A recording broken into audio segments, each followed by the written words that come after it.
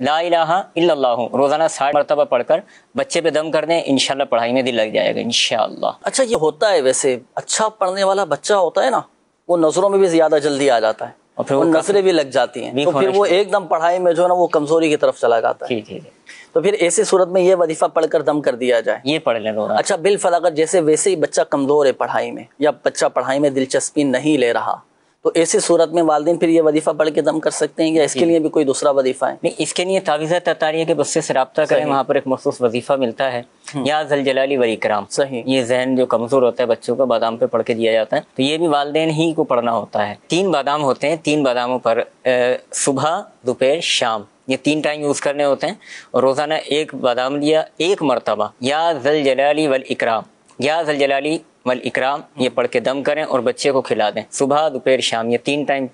رات کو سونے سے پہلے چاہیں تو دم کر کے رکھ لیں، اور صبح، دوپہر، شام تینوں ٹائم یہ دم کر کے کھلائیں۔ ماشاءاللہ، تو آپ اپنے بچوں کو بادام بھی کھلائیں اور دم کیے ہوئے بادام کھلائیں، انشاءاللہ الکریم بچوں کا ذہن کھلے گا، پڑھائی میں دلچسپی لیں گے، حافظہ بھی ماشاءاللہ بچوں کا مضبوط ہو جائے گا۔